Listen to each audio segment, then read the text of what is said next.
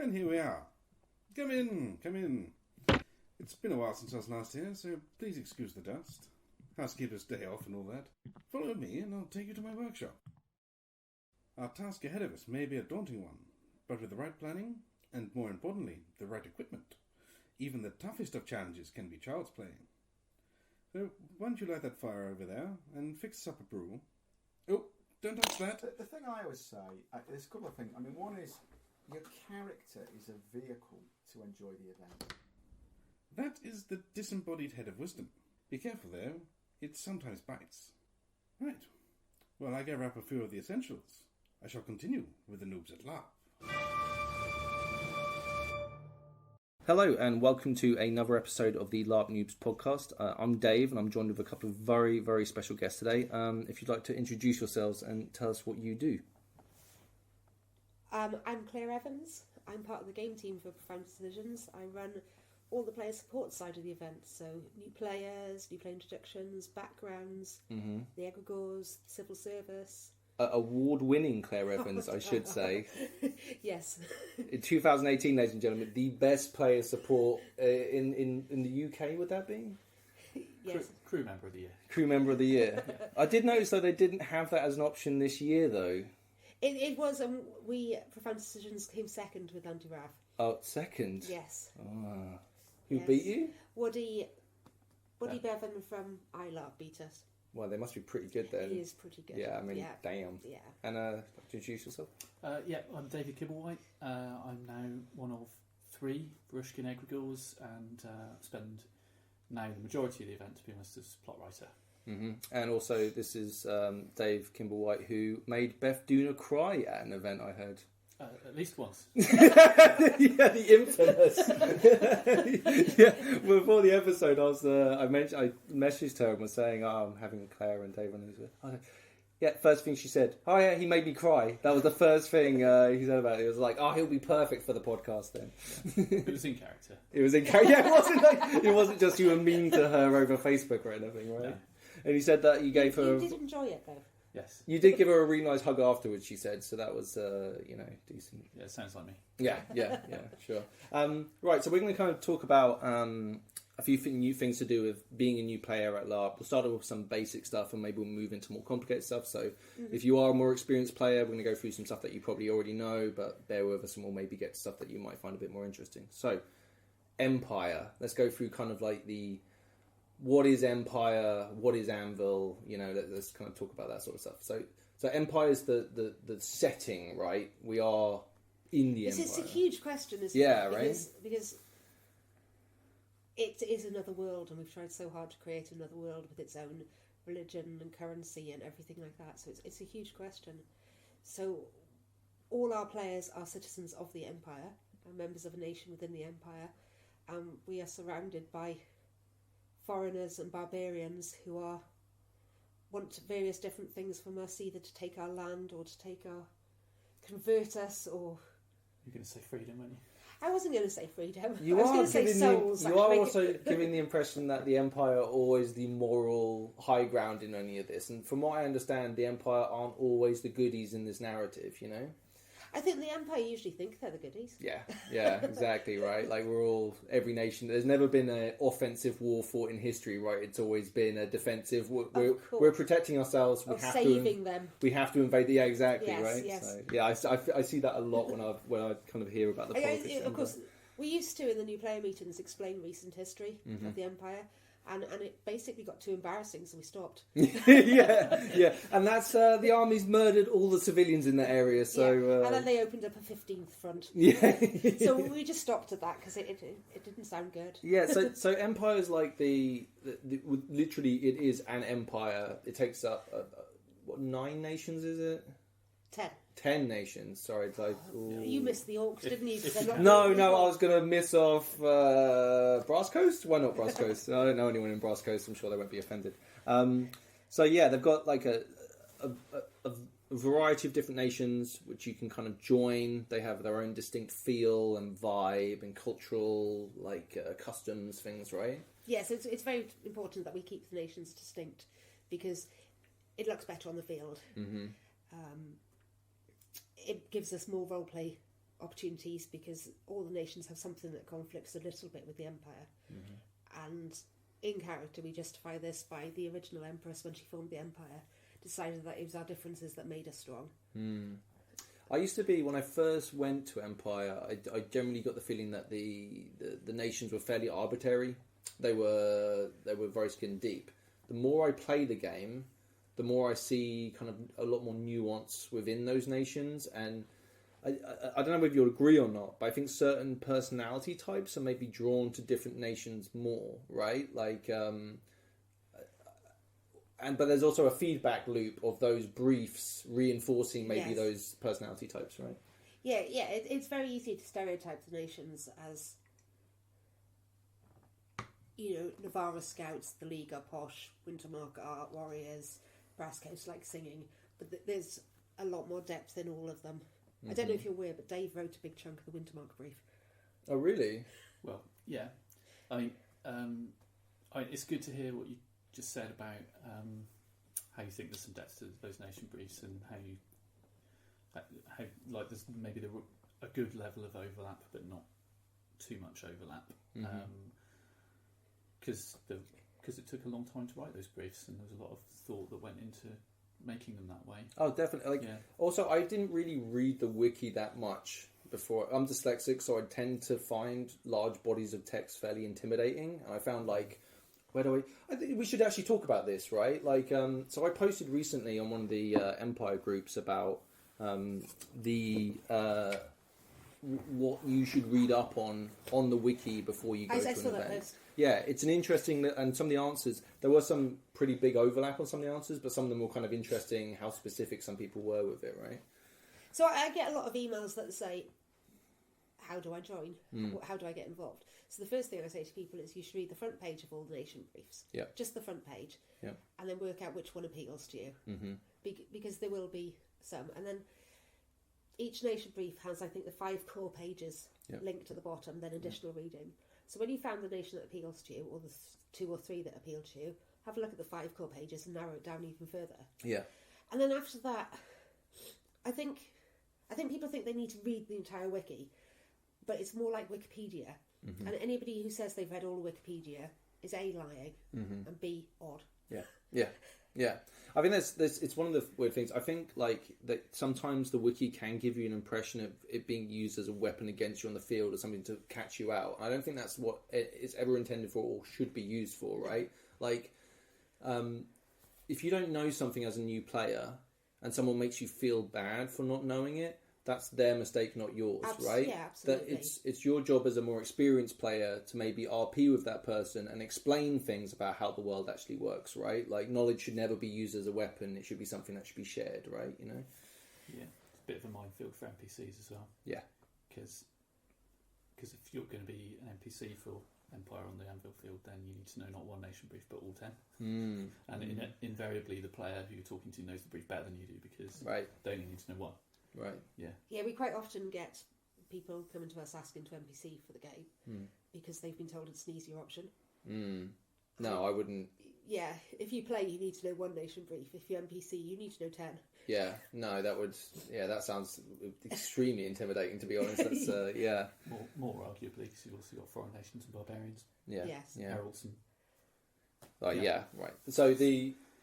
So wiki-wise, have a quick browse through all the different nations, see which nations you like the look of, go into a bit more depth into those specific nations, and you'll probably find which one you like, right? Yeah, something will just stick out at you and really appeal to you, and then go into more depth on that one. And then I see nothing wrong at all with, the same as you do on Wikipedia, go down the wormhole and following the links. Yeah, it's interesting how I definitely did that with my character. In fact, more now than I did before. Actually, I'll get to that stuff in a bit. But so we've gone through your nation. You've decided. We were talking about. We've recently done some work on the Festival of the Reaper for the League, and while we were doing that, Luggage, who's one of the League egregores, pointed Matt at a page on the wiki that he didn't know. So there's just a lot there, right? Like, there's thousands of pages of information. Like, try and take all of that in. But that's maybe what's nice about even on a real world type thing. Not everybody knows everything about everything, right? Exactly. And you can all bring something to the party effectively by having your own perspective on something, right? Like, if you only study Navarre history, that's what you're an expert in. Exactly, and you might see to know about dramaturgy, and you see everything from a Navarre-centric world point of view, right? And you might not understand. Well, from a Wintermark point of view, this was a massive tragedy, right? Yeah. Like it's it's. But that gives you the differences in the field to talk about. Yeah, which I absolutely love is the kind of like the when you're all in a bar or in the place where you can buy food. What's it called? The Moorish place, or whatever. Moorish. Which is great. Is actually that's so dumb. There's a kind of weird tension to everyone sometimes when you're talking about something, or you cuss out another nation and then they overhear. You know, it's this nice. You really feel defined as a nation when you're there and playing it. You know. Right, other things to read on the wiki. Rules. Rules is good. There's a really nice cheat sheet. I think we handed them out at the New Play meeting last year, so you might have got one.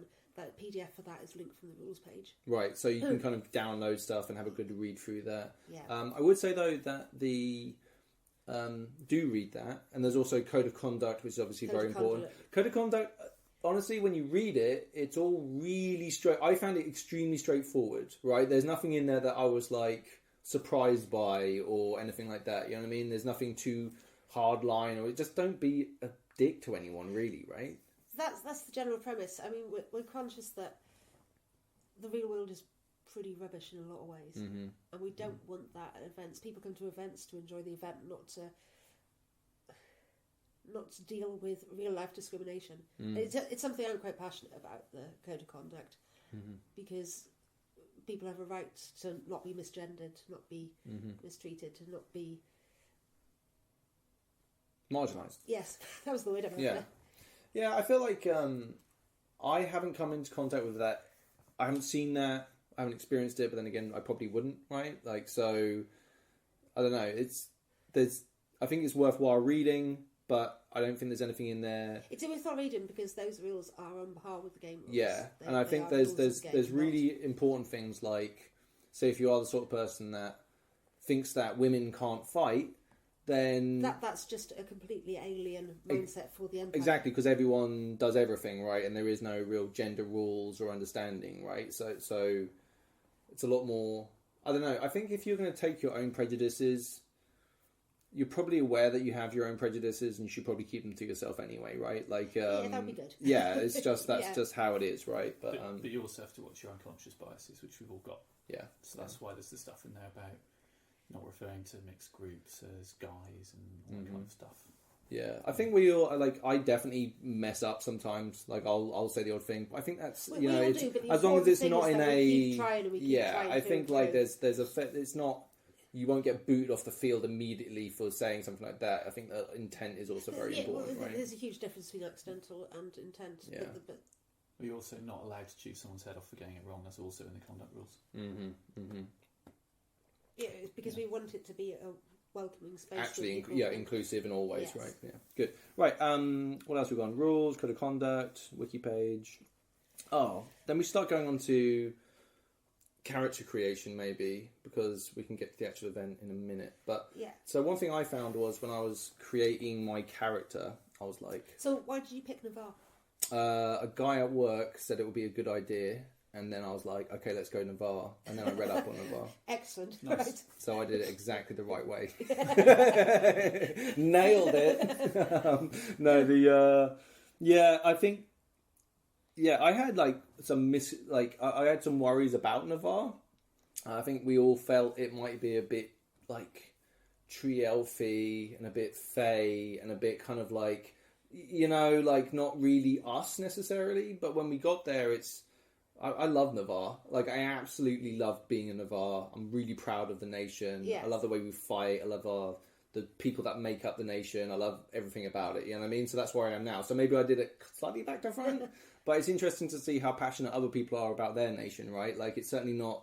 Navarre's definitely the best because I like it. There's a lot of other people that would argue till they're red in the face about how awesome their nation is, Yes, absolutely.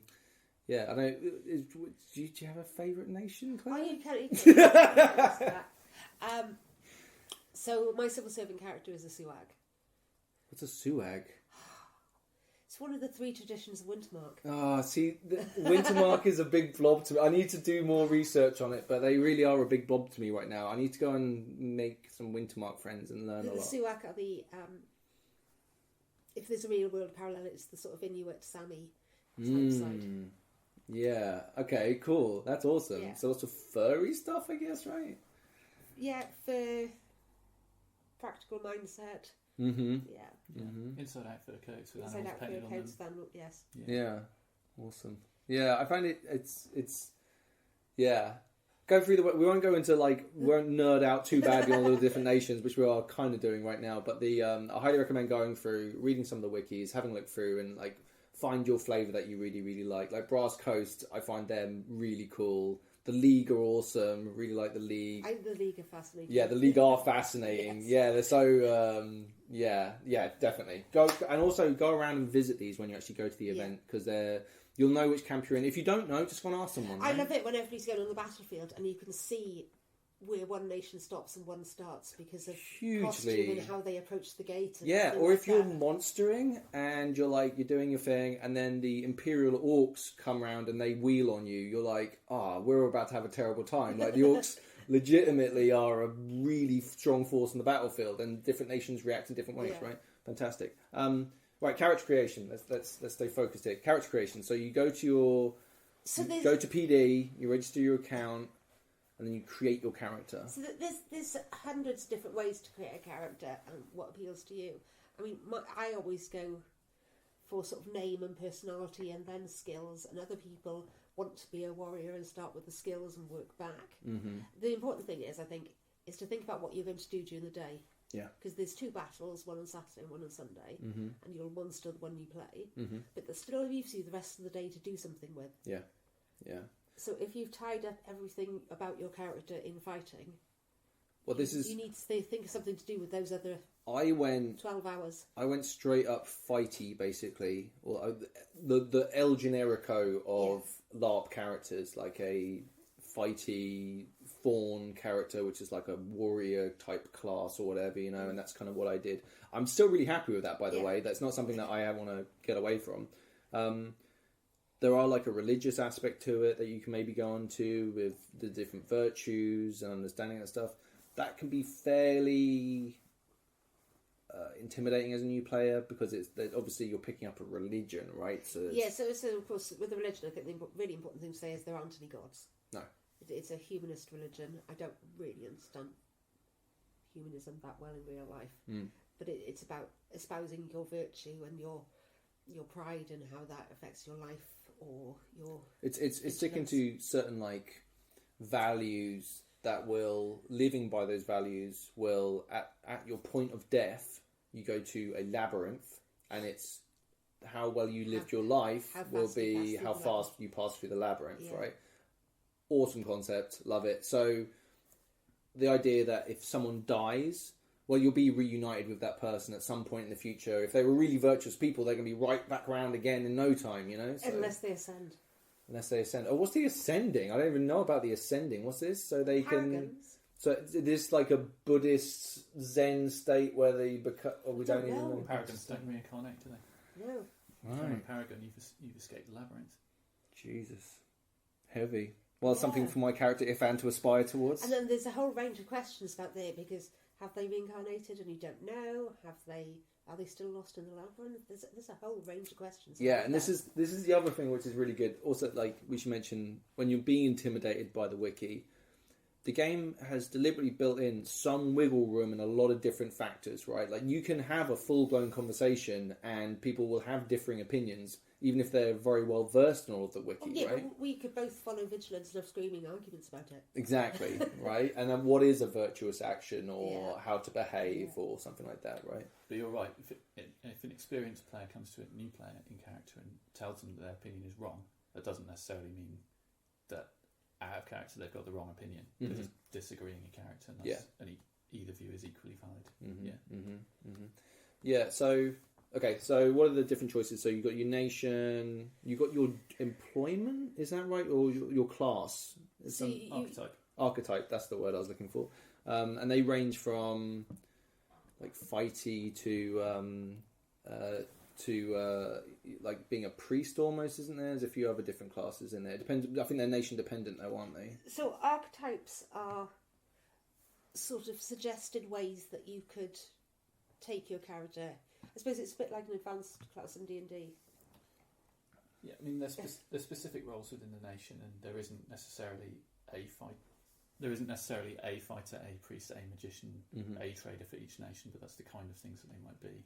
Yeah, they're kind of a lot more. You can dip in and out of a lot of different things, right? But it's kind of like just kind of semi-defining. So in Wintermark, you have the Grimneers, which, if you looked at it in simplicity, you'd just say these are the healers. Yeah. But they're not. They're a very specific role who have honour is a big thing in Wintermark, and they have very specifically taken a vow that they will not engage with the enemy in battle because they will take care of the wounded. So they're ensuring their honour in battle to do that. Yeah, and what's fascinating about all this stuff is it plays out, right? It's not just something that you write down, it's something that actually has real world effects, and you can see it actually being done, right? That's a real world effect of this choice. But because Grimnir archetype exists, that doesn't mean to say you can't be a healer in the front line in Wintermark. You can, you're just not a Grimnir. Yeah, that makes sense. Yeah, and the archetypes, if you don't fancy any of the archetypes that are available in your nation, you don't have to have an archetype. Okay, so then there was your employment, I think the other one, where you can be a fleet. So that's your resource. That's your resource, right. So we used to run a game called Maelstrom, which had an immensely complicated downtime that everybody still has nightmares about. Right. Like those homework dreams that you have. Yes. So when Empire was started, there was a certain determination that we would not have Maelstrom downtimes in it.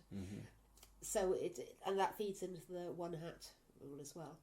So everybody has one resource that they can do one thing with, to make it just simple. So you pick something like, you can have a mana site which gives you mana crystals, or you can have a herb garden which gives you herbs, or you can have a business which gives you cash.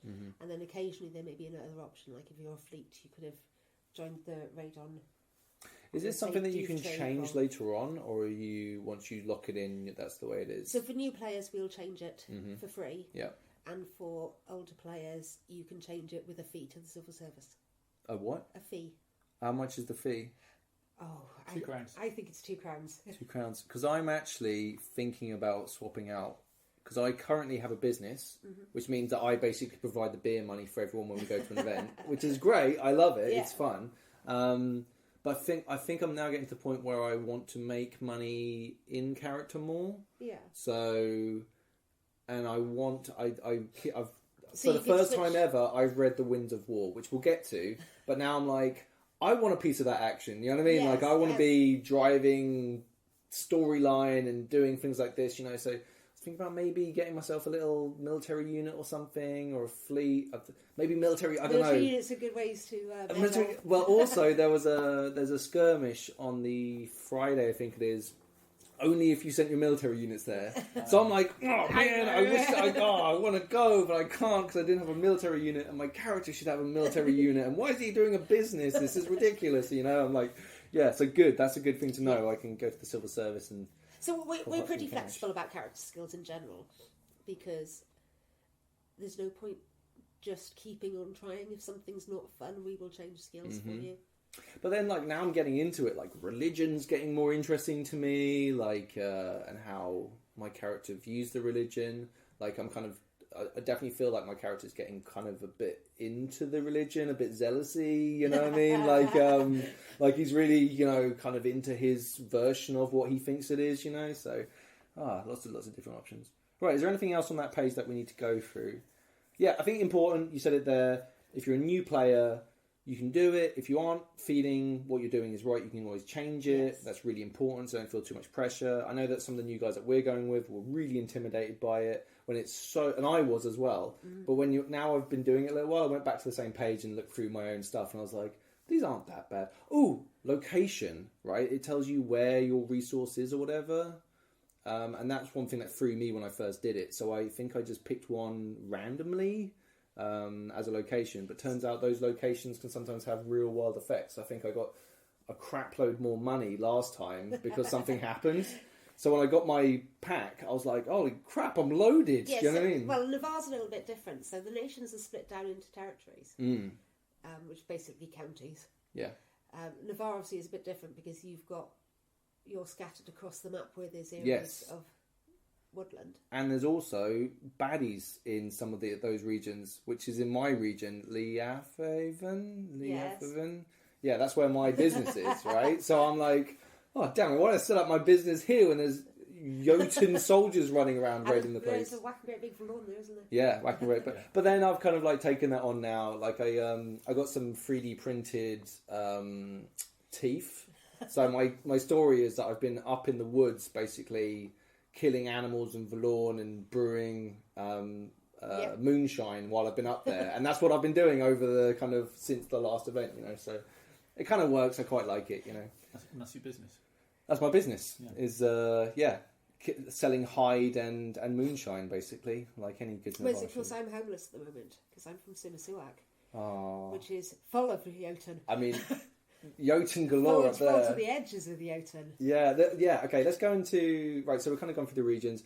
I reckon if you are kind of stuck on which region to pick, you can always go through and look on the wiki and learn a bit more about it. And actually, that really helps with character because you can be like, oh, there's dense woodland where I am, or it's a commercial hub where I am. There's key points in each territory is picked out on their page in the wiki, which can give you sort of local talking points as well. It's really interesting. There's so much in there. Anyway, no spoilers. Just go and have a look. So you've got your character. So yeah, I think the important thing to do is to give yourself something to do during the day when you're not doing whatever your thing is, because you won't be doing that all day. Yeah. So give yourself something to care about or something you want to find out more about. Yeah. Because that gives you an excuse to go and talk to people. Oh, yeah, backstory. Like, all of my friends and me all have tragic backstories. We all do, right? Something terrible happened in the Empire about 30 years ago, resulting in hundreds and hundreds of orphans. Yeah. I mean, thousands of them. It could be, I'm just going to throw this out there, it could be the fact that the Empire's been at war, like, basically constantly for that entire time. Yeah. I mean, so it's legit to have a tragic backstory. It is legit. There's nothing wrong about it. Like mine is, I was deeply in love, got married, and then a briar went mental and murdered my wife. So I hate briars. That's my one character trait is my dislike and mistrust of briars. But it's brilliant. It's like it's always worked out well for me. Unfortunately, there are some really nice briars who I'd love to be friendly with. Yeah, they really nice or is something going to go wrong there? You can trust them now. I'm telling you, sometime soon they're going to go mental, and then you'll come to me crying. But that's nice because you've given yourself a hook and something. Yeah. To play with. I think one thing I'd like to do as well is maybe not as a Navarre player, but if I switch nations, is be a little bit racist towards orcs. Like you can't be racist against other people for out of character stuff. Any out of character. In character stuff. Bad. In character stuff, we love it. Yeah, exactly, right? Orcs haven't got souls anyway, have they? Oh, come on, man. See, I quite like... They don't even go in the labyrinth. No, they don't go in the labyrinth, do they? There's something shifty about them. But, it's all right. Yeah, and what's all the drumming about? What are they up to in there? I feel Chris cursing me as we talk. What's all the drumming? What's all the yelling about? There's something that's not right. But no, my actual character actually quite likes orcs. Like, we respect them a lot. And also...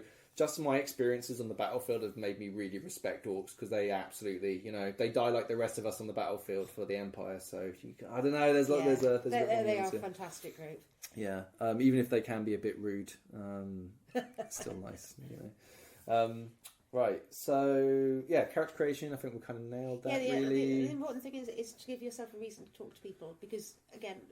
Being a mysterious stranger sounds great until you find yourself standing at the back of every conversation. You can't all be, what's his name, Aragorn off Lord of the Rings, sitting in the bar, smoking his pipe, just doing a thing. You can do that, and I think there is a certain element of the game which, if you just want to show up and be a tourist and just walk around and look at things, you can definitely do that, right? There's nothing inherently wrong with you just viewing things from an external if you're not necessarily the most confident person in the world. No, there's nothing wrong with it at all. Just... if you don't give yourself a reason to talk to people, it can be quite hard to go and talk to people, I think. Yeah, I think the first moment of time in when we actually first went, that's it. Like, that could be hard, right? That can be really, really tough because you don't know what's going on. and everyone's kind of standing around. There are some people that clearly know each other, so you feel there's a clique. I don't think there necessarily is. There might be, but it's never really affected us. And my perception isn't valid, you know. And you're kind of waiting for something to hook you into, to try and drag you into the world. It will happen. I posted about it on the new player board a couple of weeks ago because I went to Flying Lead, which was at a site I hadn't been to before, was a game I hadn't been to before, and I wasn't going with my usual group of friends. Right. And it was just a completely alien sort of quick panic of, I'm going to get this wrong, I don't know the rules, everybody's going to be looking at me. Yeah. Which obviously makes me a massive hypocrite because I tell everybody each year that that's not a problem. I think that's one thing that's interesting as well. Like it's even now 3 events in, I'm starting to forget what it was like in those first few hours when I first went LARPing. It's a really intimidating process if you haven't done anything like this before. And like solo LARPers. Oh my god! Like the much respect. Oh, just ridiculous. Like I've met a couple of guys who went solo, and I'm like, "What? You went by yourself?" But we're obviously welcoming enough that people think that people are confident to do that. Yeah, and I think it's for some people it can be a fairly freeing, because maybe we all carry a little bit of baggage with our friends, right? They expect us to be a certain thing or not, and I think that's something that's to be said about LARP is. You can be something else if you want to be. If you want to be and you want to try it out, even if you get it wrong, it doesn't matter. You can keep on going and figure it out and make it work. So maybe if you are going by yourself and you're nervous about it and you're not entirely confident about who you are, well, go and be someone else for a weekend. You know what I mean? Like, give it a try, see what happens. Also, if you're going on your own and you haven't got any friends with you, it's probably a lot easier to be in character because you haven't got your friends as that pole to real life. Yeah, it's true, but I think it probably can be quite tough, and I would advise anyone, if they are nervous and they're going on their own, to make contact with some people who are going to be at the event before the event, so they've got some places to kind of go and some interactions to have. Yeah, that's a good idea. You did that, didn't you? Yeah. Ian did that with a guy in Eurozen. I think we generally tried to get an idea of what we wanted to do while we were there at our first event. We had a few ideas of our intentions. We had a game plan-ish, you know what I mean, of what we wanted to experience and do. I keep meaning to make a post about what to do in Anvil when you don't know what to do in Anvil. And now I've said it, I've got to do it. I do think ideally you want to be in a group. Yeah.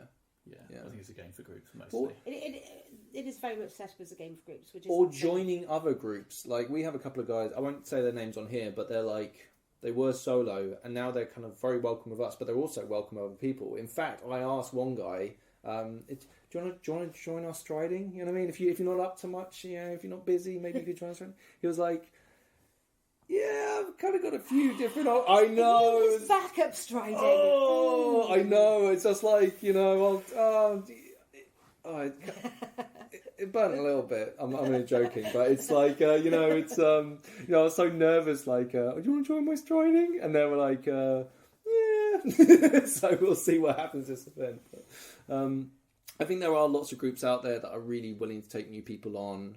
I would say go around and talk to lots of different people. There are some... Put a shout out on the Facebook groups. Shout out on the Facebook group.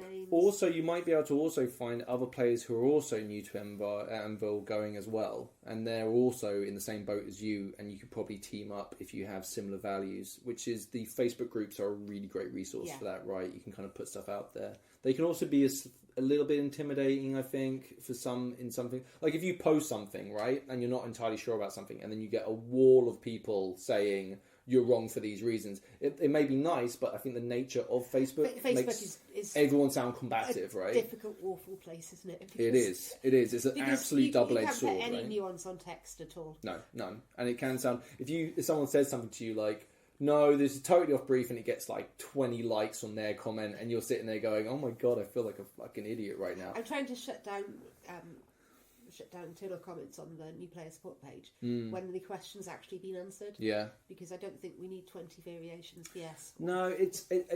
I mean, no one's got the right answer to how to operate in social media, right? If we knew how to do that, this wouldn't be. We wouldn't even be talking about it, right? There's a whole new world that we are experiencing now for everyone, right? Yeah. And how we interact with each other, the tone of how we talk to each other can be totally misconstrued, right? Like. Like you might say something which is the most generic question ever that's been asked 1,000 times before, and people meme at you because it become a meme. Yes. That can be crushing. You know what I mean? Like, as a new player, the person posting it is all in lightheartedness, probably thinking that you'll laugh along with the joke, right? But you don't get it. So take all of that with a pinch of salt. If there's anything to do with your character that you're concerned about or want to talk about, email PD. Yes, please do. Just don't worry about it, right? And report posts on Facebook as well, because we're moderating. We've made official. They didn't. The Facebook groups didn't used to be official, but they now are. Mm-hmm. Which means that PD are moderating them. Oh, interesting. Because that must be fairly recent, right? In the last couple of years, we've been slowly taking control. Good. So we're moderating them now. So and we're keen to keep improving how they operate. Yeah, I think like I said, this is we're all learning. I think don't take anything. If someone's mean to you, that's their bad, not yours. Most of the time, people are pretty awesome, right? We've got 1,800 players in that field. Yeah, and compared to if you talk to somebody and they're unfriendly, go and talk to the other 1,798. Yes, because the only thing they've lost is that comes massively. Yeah, they're the ones who've lost out on that. Yeah, totally. Yeah, and I think there are lots of good people out there that are willing to really put some time and effort into helping you. And also, the one thing I really like some players do is explaining stuff in character to you. And you to handle. Yeah, like they've got a good. They can keep in character but explain to you rules and the world that you live in, and I find that really interesting. It's a talent that I would definitely like to start trying to implement this year. Right. Let's get to.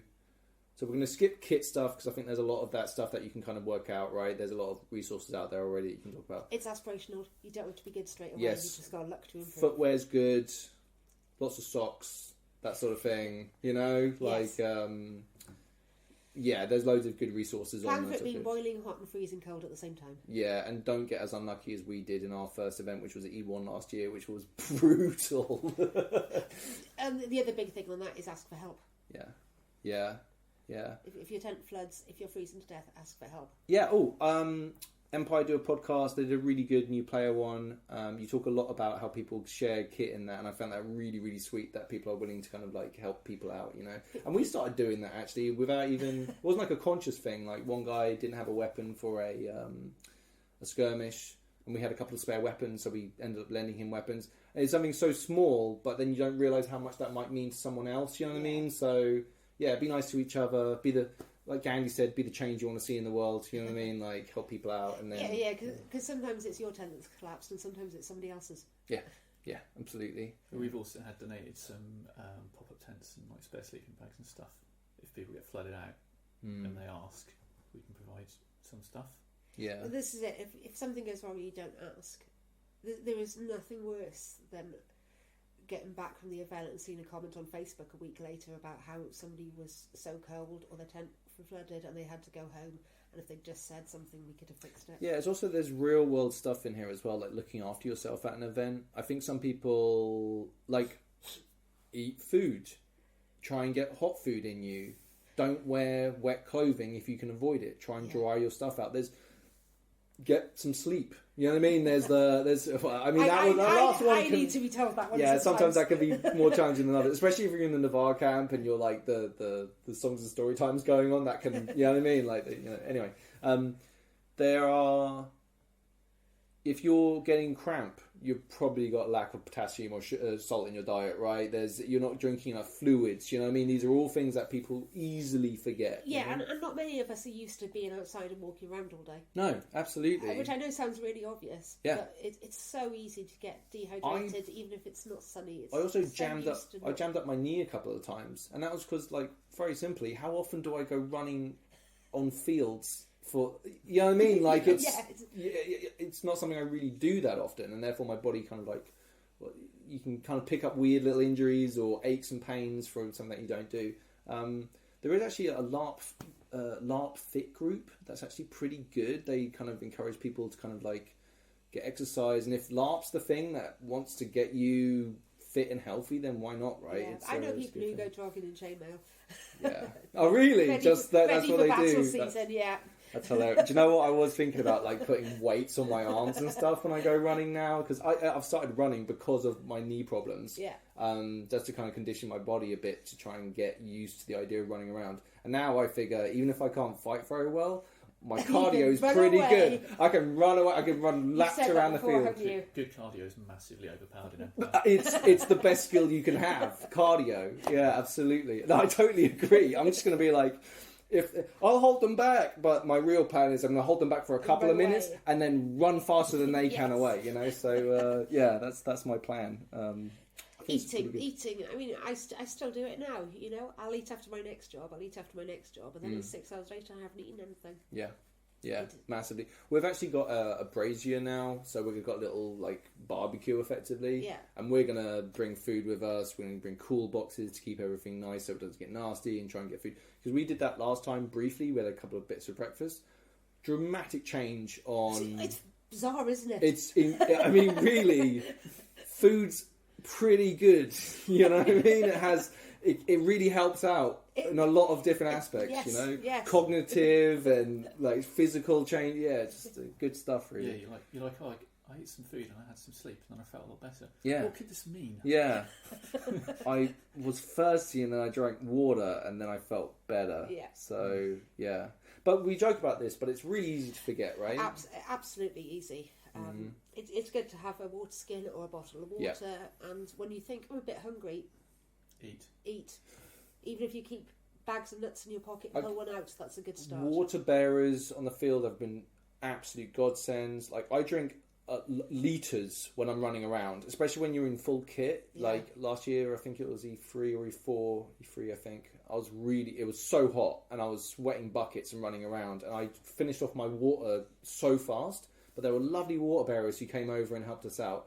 I would say from my personal point of view, if you're dehydrated and you're near me, I don't know if you know what I look like, but ask. There's standpipes all around the edges of the field as well. What are they? Standpipes with taps. Oh, are there? Yes. Oh, that's awesome. I didn't know that. They're really good. They're in the hedgerow. Huh. There's a few of them around site. On the battlefield? No. Not on the battlefield. Oh, not on the battlefield. Yeah, no, I've seen the ones on the... main I was going to say, yeah. Yeah, not on the battlefield. No, there are lots of water sources. Even if you have to bring a plastic bottle with you just to fill that up, make sure that you're taking care of that stuff at the camp. I've seen a couple of people who suggest getting normal sort of 500ml plastic bottles and put them in a sock. Yeah, that's an excellent idea, actually. Yeah. We tend to do it before time in. We'll fill up a couple of bottles and then have them in the tent.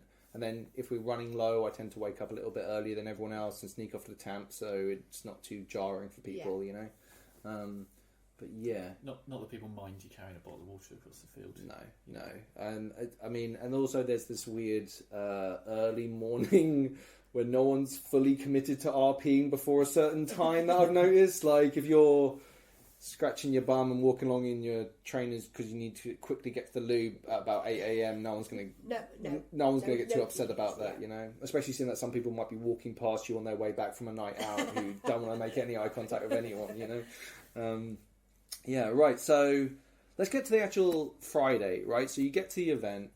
You guys shift into hyper gear at that point and are this wonderful resource, right? Like so my event starts at 9 o'clock. 9 o'clock in the morning. morning. Yeah. No, and it doesn't. My event starts 8 o'clock Thursday night. And you guys bust your balls for the whole time, right? Like you're really working hard over that time. What sort of stuff do you put on for the new players? So Thursday night we have an informal thing. I and any of the aggregors or player support team who are on site, we hang out just outside the Senate building, which is the other permanent structure on site that's not the bar. So where is the Senate building? How would you identify it and find it? So my central point on the field is the God tent. Yeah. That's my base point for things. Yeah. So that's a big white marquee which is just out of the main field. Yeah, it's basically if you follow the main strip through Anvil, and then, right? Yeah, there's the main drag down the hill. Mm-hmm. So the Senate building's all the way down the bottom, the main drag on the right. Yeah. Before you turn up to go to the Navarre camp. Yeah, go on Navarre. Yeah. Yeah, at least. So we just hang out there because if anybody's on the field and a bit at a loose end, they can come down and chat to us. Yeah, most people know where that is as well. So if you just stop pretty much anyone and just ask them where you can find this person, or even if you just want to say where is Clare Evans, they'll probably point you in the right direction, right? Yes. Which is pretty good. So that is absolutely informal, but we just hang out there for a couple of hours, and if anybody's at a loose end, they can come and talk to us. Quite often we see players turn up on their own and leave with other new players. Yeah. Haven't met them there. Yeah, we made a couple of friends throughout the process of the new player stuff in. Also, if you're a solo player, that's also a nice place that you can kind of maybe make some contact with people. Right, and then you do player introduction type things. So Friday. Yeah, I went to Friday. Yeah, let's go Friday. So Friday morning I have the head department meeting. Yeah, that must be fun. At which I get to say, nothing's happened yet. Okay, yeah. And everybody else talks about site setup. Okay.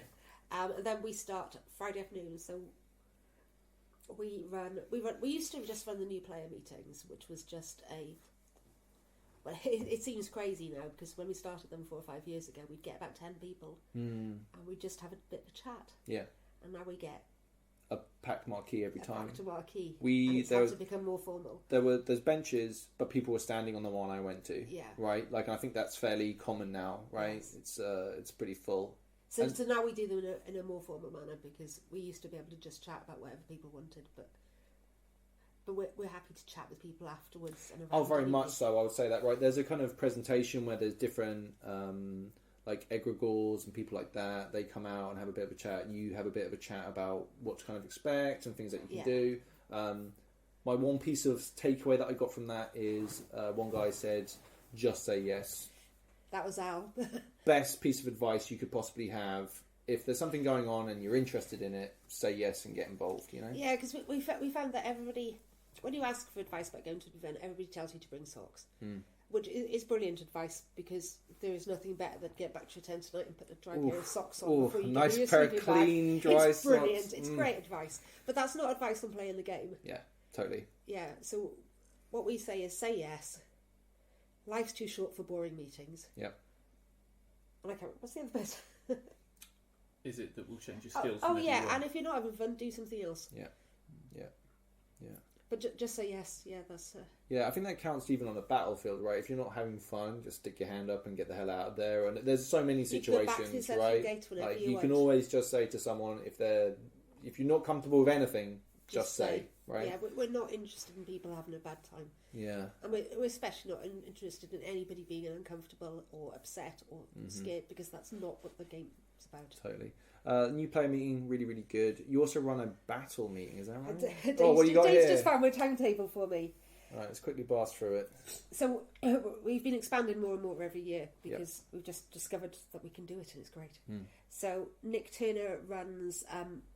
it's down on the list as weapons training, but it's more a sort of battle talk and a weapons talk suite. Nick Turner's legit, by the way. Really like that guy. He's awesome. He's just abandoned Navarre for Dawn, I so know, I don't know if you want to change your mind. But he's kept his tattoo, so just saying, you can take the boy out of Navarre. But so they meet just outside the Sentinel Gate at 1 o'clock and 3 o'clock, and he talks through weapon safety and how to fight. Yeah. And the idea of the sort of epic combat we want. Yeah, very competent in talking about all things combat, right, and safety. It's very, very important, right? Yeah. So then we also run the new player skirmish, because what we realised is a lot of people haven't been hit. I think also, like, I was thinking, am I going to hurt someone, or am I going to be hurt during a battle? It's remarkably safe for what you're actually proposing, like 1,000 people on a side, all with their own big pointy things running at each other and attacking each other. You'd think it'll be terrible, right? Well, it's exactly what you said. A lot of people haven't hit somebody or been hit. No. So you don't know how much it's going to hit you or how much you're going to hit somebody else. Yep. It's the new player skirmish. We limit it to new players, and we have a handful of experienced players and crew who we've picked to be involved in it. So we have all the new players. We have a box of orc masks from the battle team. Nice. We split them into 2, and everybody gets a chance to be an orc and try the masks on. Yep. And fight each other. And we do a fighting retreat as well, because Tim Baker tells us that's what the Emperor is lacking in skills with. Hugely. Oh my god, the amount of times that you're like, aha, and then everyone around you runs away, and you're, really... So Tim's heavily involved in the new player skirmish, and I think he's trying to indoctrinate fighting retreats in from the ground up. Well, me and Ian are both, we're kind of like history nerds, basically, so we love some historical battle stuff, and it's really interesting to see how real world tactics can be extremely effective on a Or not fantasy at battle, all. or not at all as well at the same time, right? Yeah, it's kind of interesting. It's something I'm particularly interested in, kind of like when I'm on the field, and maybe something I want to do in the future is looking at tactics and how they work. It's really interesting. But You should go up and talk to my war scout. Your war scout? Yeah. Who's that? I have a war scout who's in a tent just outside the Sentinel Gate, and he's got a big sandpit to draw in. Oh, really? And discuss terrains and tactics before you go on quests and skirmishes.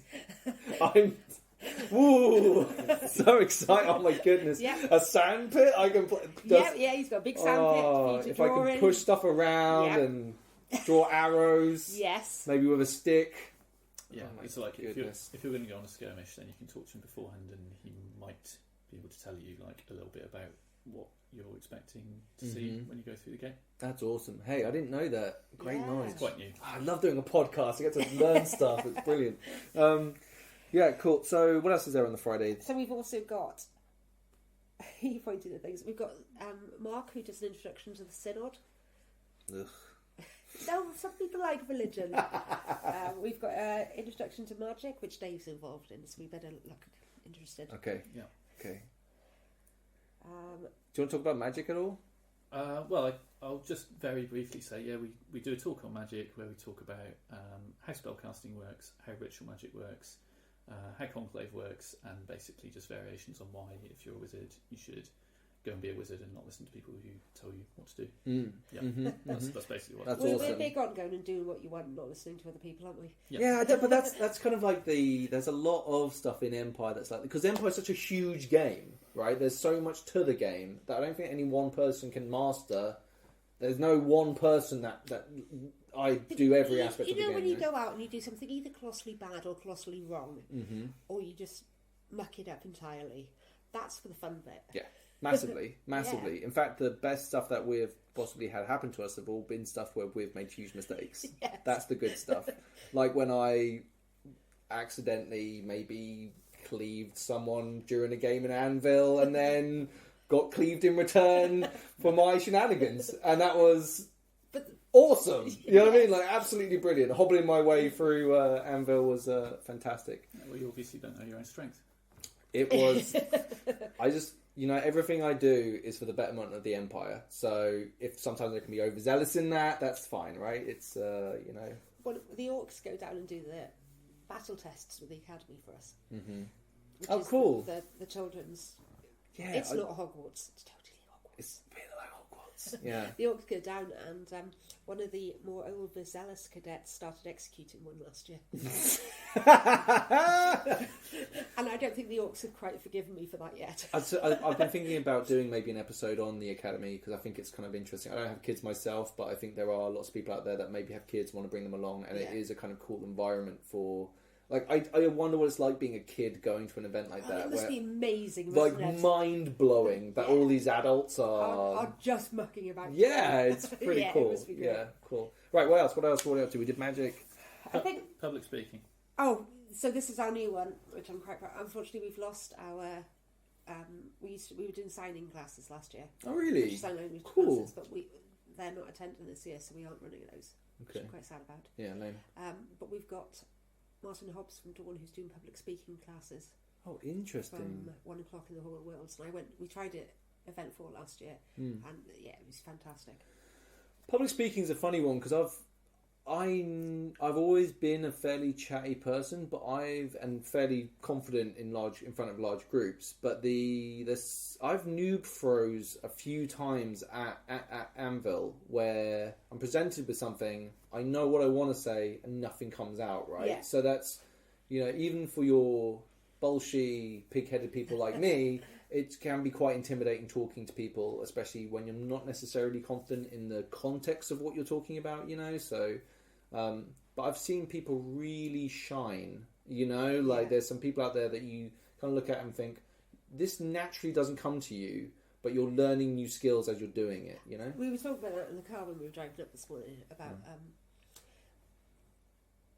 there's a lot of talk about what we've learned from LARP, and I did elocution lessons when I was young because my mother didn't want me to be a proper Pembrokeshire girl. Right, yeah, okay. Nothing wrong with Pembrokeshire girl. Oh, I'm yeah, saying. but I could talk so fast. Yeah. So I did, the obligatory reading in church and school assembly and things like that goes with the territory. Sure. But I was never really comfortable reading in front of talking in front of crowds, and I've gone from that to doing 2 new player meetings to 100 people each at events. And it's like a presentation at work now to 4 people. That's nothing. Well, it's interesting how, I think, I genuinely feel that human beings are incredibly adaptive, right? Like, we learn things, from the basics of, if you think of it like exercise, right? If you lift a heavy thing every day, your body learns to get good at lifting heavy things, right? Yeah. It's the same thing with talking or interacting with people, social interactions, pretty much everything. That's why we're so successful on Earth, right? And I would say that LARP gives people a really nice sandbox environment to maybe explore certain parts of their personality that maybe they're not the most confident about in a safe environment, So one of the big things I think about the sort of the whole player support team is that our entire job is to give confidence. That's true. That is completely true. I haven't really thought about that, but that's a great, succinct way to put up what the actual new player crew actually do, is actually to give people the confidence to exist in the world, right? Yeah, and to take away the doubt. So, we'll answer any question, because if answering that question gives you a bit more confidence to go on the field and do it, that's great. That's our win. Yeah. Hell, even at this stage, I'm thinking about doing something for Song of Story Time. I haven't worked out exactly what we're doing yet. But Ian's written something out, and I want to bug him to get him done, and he needs a second person, a foil to do it with. Yeah. So I think we're going to do that, and I think that's something that we're kind of, and that isn't something I would ever do anywhere else. Songs and Stories is fantastic, and Gabby is so good at supporting people and getting people up there. Gabby's so good. Yeah. I find Song of Story Time is award-winning Gabby. Award-winning Gabby. Yes. That's also true. Yeah, I did. Yeah, I got a bit into looking up stuff. Also, I found out that the guy from Nightmare, the kids' TV show Nightmare, presented the awards. What's that? He kissed me. Which cheek? Not just saying. Yeah. Now I want a LARP award, because I was like, how do I get a LARP award? Do they have one for podcasts? That very specific new player podcast? No. If there's any other, we would definitely lose. We'd always be the runners up. You know what I mean? So, no, yeah, definitely want a LARP award if that guy's presenting, just so I can meet him. That'd be amazing. But sorry, I completely lost my train of thought there. No, but it's lovely, because things like songs and story time, right? People are just supporting people, encouraging people, and giving them confidence to do all sorts of things. things. There's one guy there. He tells stories, and I don't want to say his name because I don't want to. We don't mention people's names that we haven't spoken to directly. I've just been mentioning names. God damn. Well, you know them. I don't. That's the difference, right? But he does these. He's so good at storytelling. He's just an absolute master orator, and whenever he starts, I'm like, shut the fuck up, okay? This is going to be good, whatever it is. So. Yeah, it's an absolute treat going and hanging out, especially after a couple of beverages, and you just want to kind of hang out and watch. I really enjoy Song of Story Time. Yeah, good. I think that's a great thing to aim to do at the event as well, because if you set yourself up with an opportunity where there's a space where you're going to do a set piece thing that you've prepared and you know kind of what you're going to do, then you go out and you've got a time to do it, you do it, you perform your thing. People are generally pretty receptive to that kind of thing, and then bang, you're part of the game world because you've just created that scene. Yeah, it's a nice way. That's an interesting. But I think that can expand to a lot of different game aspects, right? If you're building yourself up, I'm going to go to a skirmish. I'm going to really put myself out there. I'm going to be brave, and I'm going to fight, and that comes off as a successful action. You get those huge endorphin rush from having done something that you found challenging, that you wanted to do, that you built yourself up to, and then you complete it. Or you fail, either way, if you right? Fail it, you have to own it then. Right, exactly. That's what we were saying, that when it goes wrong, that's the fun bit. Totally, massively, yeah. I think there's a lot to that, actually. Yeah. It's like there's no point in having a secret unless it comes out. Ooh. Yeah.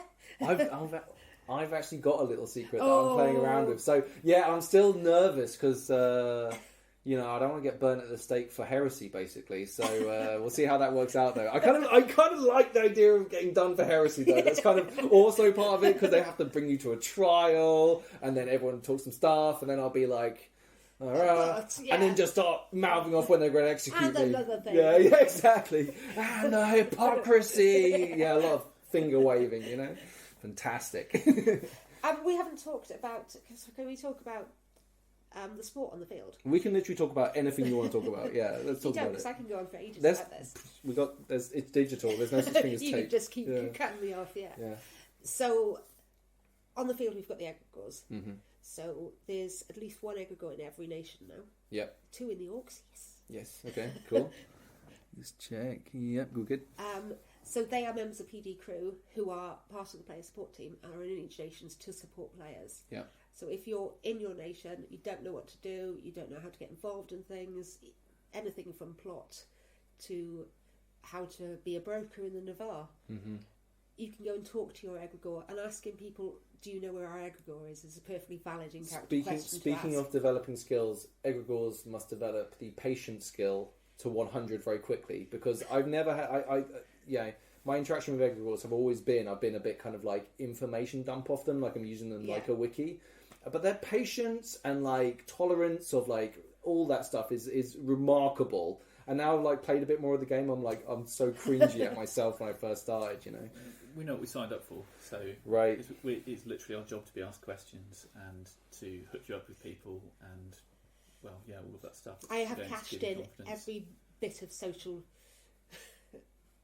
capital I have recruiting egregores, I think. I think the egregores is such a good idea within a nation, just because sometimes you can be fairly intimidated by... Like, certain people might RP quite gruffly or short with people, right? And that's RP, and there's nothing wrong with that, right? So if someone's short with you, it might just be their character. Yes. But egregores are lovely... assume it's in character first. Massively, 100%. Always assume it's in character. Egregores are a wonderful, like, little... Just like a rock in the ocean you can just go to and be like, oh, I'm kind of lost, I want to do this, how do I do this? And they'll kind of walk things through with you. And introduce you to people. So the egregores aren't nation leaders. Yeah. They're like Uncle Sam or Britannia, they're the embodiment of the nation. Yeah. And they are there to support. So one of the big things to do, because they've got a lot of information to remember, and if they don't know information, what we talk about is then they go with you to find somebody else. Because if you talk to another player, that's a win for us anyway. Sure, yeah. Because you know somebody else to say hi to later. Yeah. You know somebody else to go and talk to. So they do a lot of helping people network in the nation and introducing. And you'll be surprised at how quickly you build up a network of people you know. Yes. Right? Like, I'm 3 events in now, and I have like little contacts and people in different areas around the game world within Navarre and other nations that I can kind of like... If there's a problem in Dawn, I got a friend in Dawn. Do you know what I mean? Like, I can go and talk to that person and kind of ask them and kind of get a bit more information, which I find really good, you know? And it happens very quickly. I think that's mainly because of people, again, are in the same boat as you. Sometimes you can kind of look inward at yourself and be like, oh, I need... Probably there's lots of other people that feel the same way. There's no reason that you as Navarre couldn't go to the Dawn egregore and say, who in your nation would be good for me to speak to about... That's a good idea. So if you wanted to go and kind of like...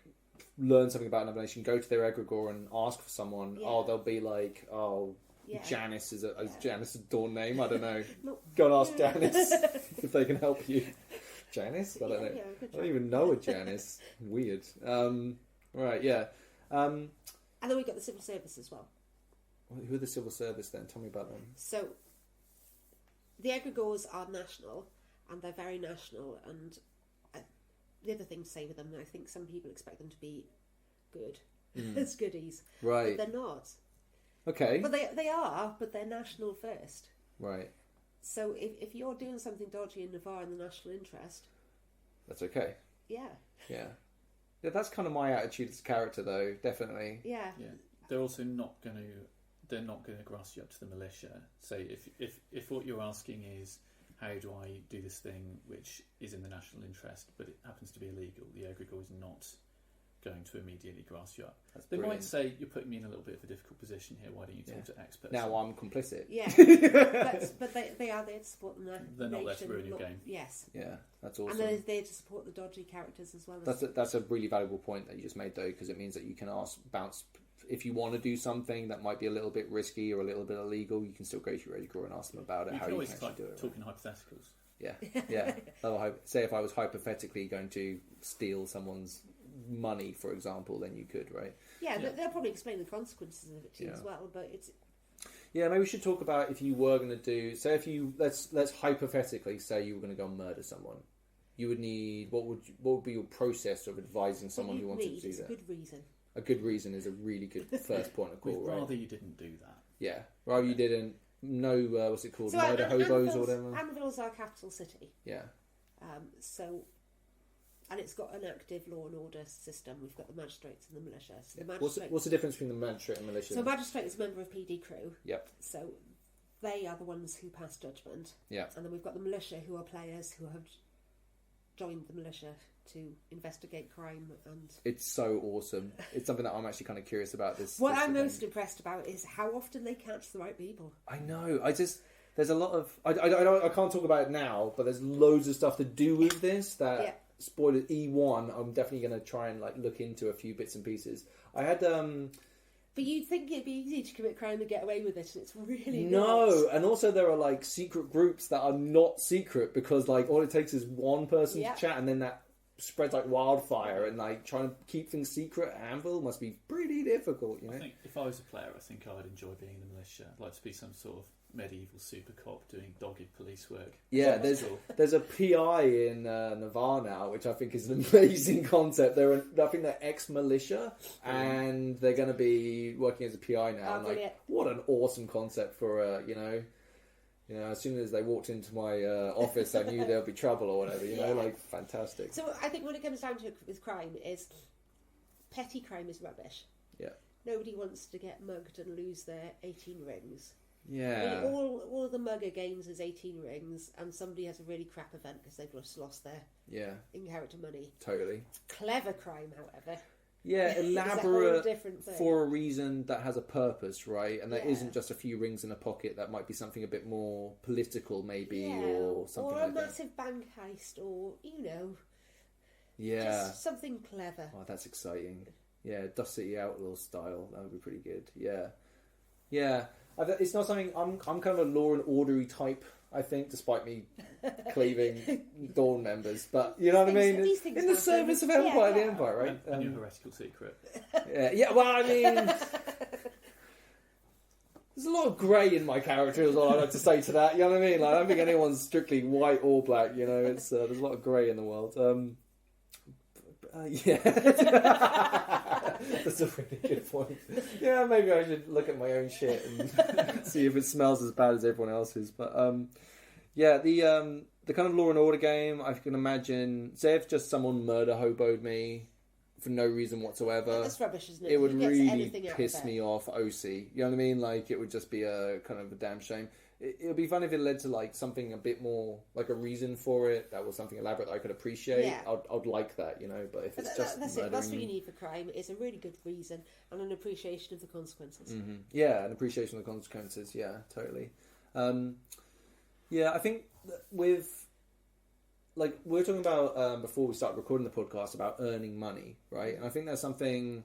I'm at that kind of point where there's a few things I could maybe want to go and purchase and buy, but generally my purpose for earning money right now is player interaction. Yeah. Right? Trading things, interacting with people, a good reason to walk around into a different nation and kind of interact with people. It's all pretty good fun, right? So, you can also use money to upgrade your business. Yes. No, you can use resources to do that, but you have to buy your resources in character. So that's another thing I've been learning about recently, is if I want to upgrade my business, then I should go and get some white granite or something. I can't remember the thing about it. I'm not really involved in money stuff. It's not really my thing, but my understanding of upgrading your resources is it's actually got a very, very long payoff time. Really long. But people do it all the time anyway because it's permanent. They like to have that permanent improvement. But I'm kind of torn because I get the feeling one of us is going to die soon. Ooh. It's just going to happen. That comes after the conversation about murder, doesn't it? Well, no. Not even, no. Well, it wasn't, but yeah.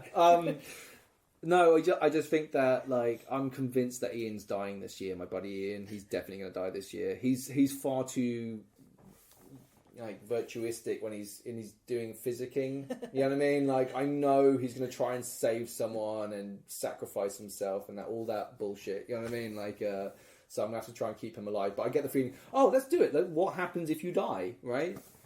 This is a this is a good question. This is a question I want to ask specifically as well. If you die on the battlefield, because I was thinking about this. Say if I go down and my timer runs out. Yeah.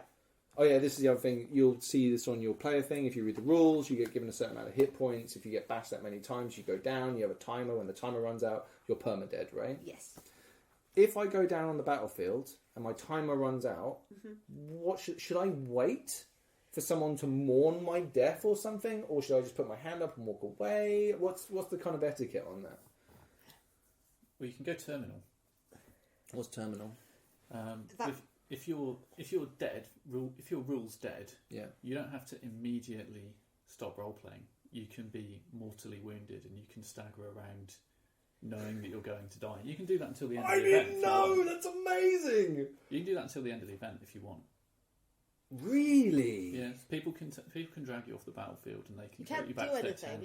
But you can have your tragic last conversation with your lover. I'm gonna cheese that up so much. Your children and everything else. Yeah, people can gather around you. And why did you leave me? Lie you down and put flowers on you and sing songs and stuff. You know, that'd be nice. There's some solid funeral scenes after those battles. It's one of the things that I still find slightly uncomfortable when I'm RPing is someone else is dying and the wailing that happens still puts me on edge sometimes when I'm around it. But I imagine like a lot of LARP, if you're looking at it from an external point of view, it can look a bit weird. But when you're actually doing it, it's really crazy and intense and awesome, you know? But I mean, imagine that was real. You might just not be the sort of person who likes being around people dying. I mean, that's pretty normal response. Very true, yeah.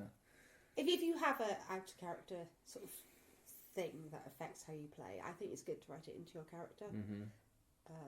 Like, even if it's something really simple, like I'm terrified of spiders. Yeah.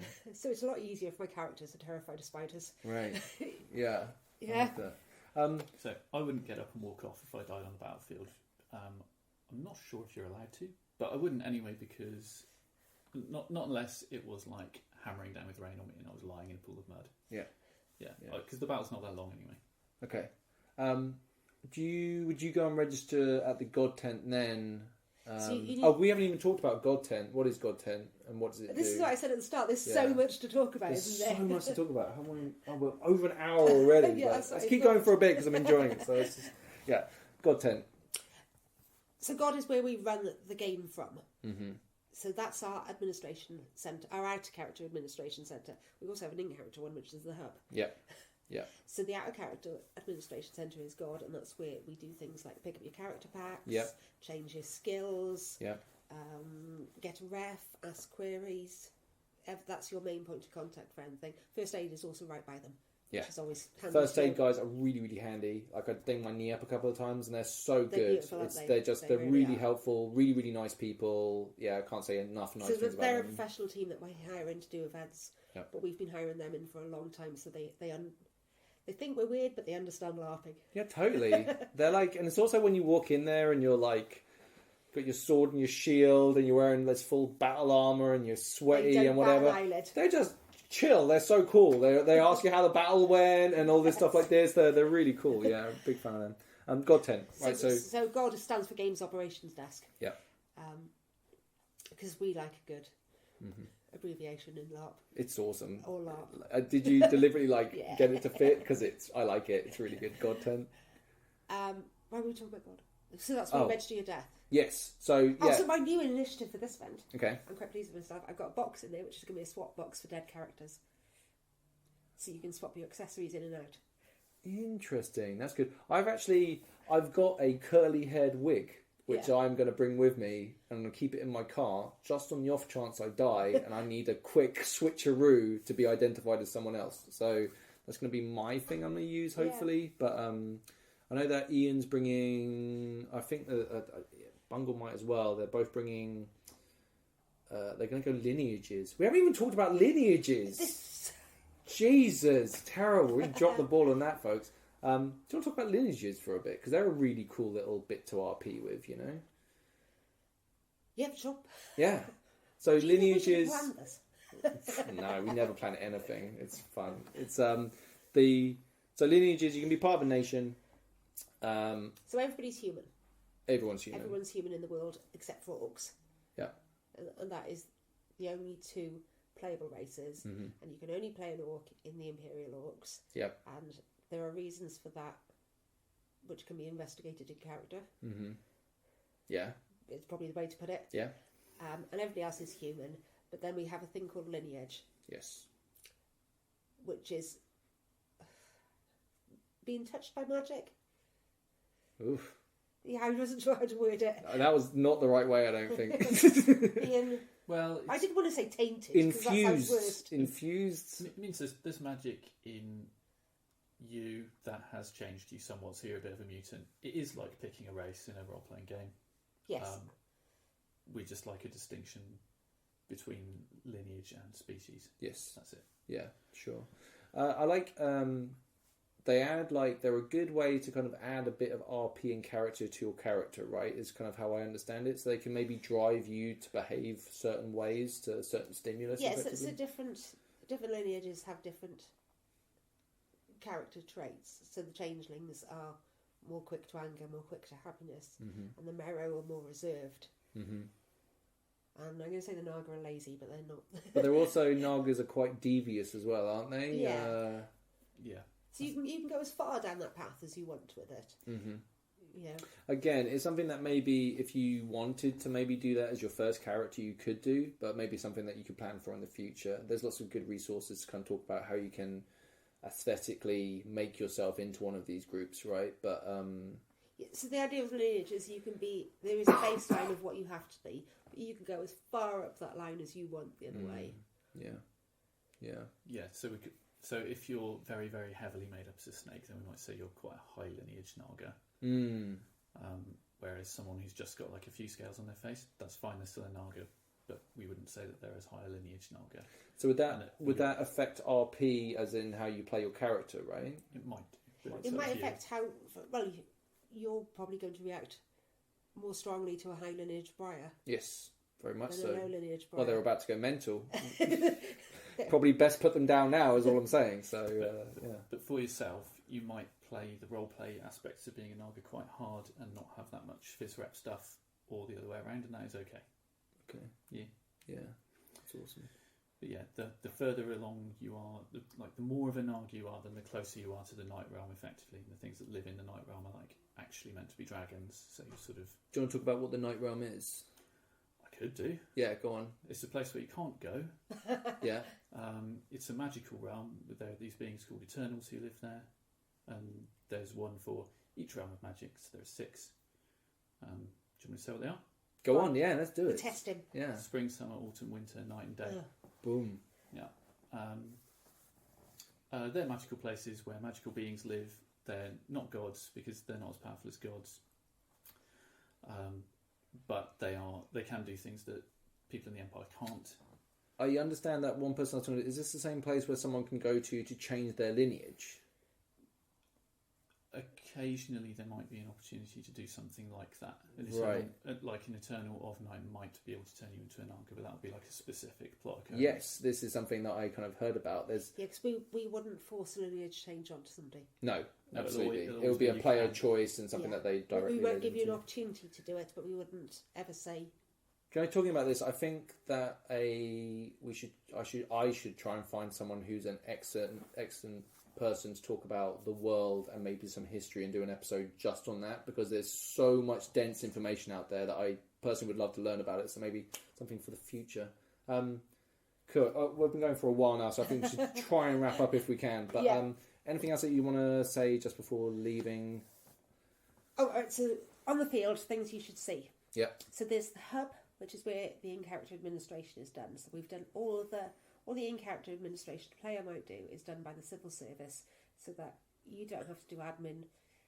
You can get on with being big damn heroes. Yeah. So there's lots of notice boards in there. You can go in and talk to the civil servants, or you can go in and just have a look around if you're feeling a bit shy. Mm-hmm. The Anvil Library is run by players and is amazing. I've never been in. My dyslexia has always made me wary about going in there. I have never seen so much paper in a field, not covered in mud. It is amazing. But they're really friendly. They'll talk to you about things. They'll show you things. Cool. They're great. The Imperial Offices, which is where the Empress, who is also a player, resides. Oh yeah, we haven't. Yeah, okay, yeah. They're great people to visit. I know that one of her aides keeps a list of jobs for people to do if they're a bit short. Oh, that's People are short interesting. of That's things to cool. do. The Senate, which is effectively the Houses of Parliament, has a peanut gallery where you can go and sit inside and watch. Mm-hmm. You need to get there early because that fills up pretty quick. Okay. I've got the Forge. What's the Forge? That's the tavern. It's the pub. Oh yeah, well, that's kind of my area of expertise. Really, is the pub game and just wandering around getting drunk in the evening. But so the Forge, legend has it, sits on the exact site of the Forge the first Empress was in when they made the decision to form the Empire. Heavy. Which is why Anvil is called Anvil and the Forge is called the Forge. Boom! Boom! Oh my goodness! Wow. And you know about coins, yeah?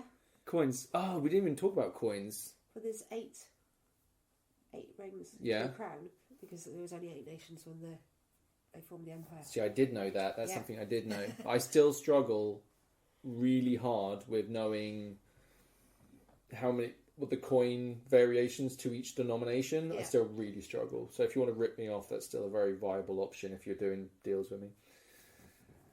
I've also said that wrong. There's 10 crowns to a throne. Yeah, you did. Yeah. Yeah. So there's 20 rings Yeah, to a crown. to a crown. And then 8 crowns to a throne. Because a monarch is very rich and can wear a ring on every finger and every Mm-hmm. toe. So 8 rings make 1 crown. Yeah. And when the empire was formed, it's 80, 20. We've done it too often. Claire, this podcast's falling apart at this I know. stage. 20 rings to a crown. Yeah. And then there were 8 nations when the empire was formed Yeah. because Urizen thought they were good enough to go it alone. Yeah. And Well, how'd that work out? we hadn't really, thought properly about orcs. Yeah. So 8 crowns make 1 throne. Yeah. Nice. Nailed it. But eventually, that was embarrassing for everybody. I did exactly the same thing. I was like, let me explain on the podcast how the money works, and then just completely balls it up, and I had to get corrected on it. Yeah.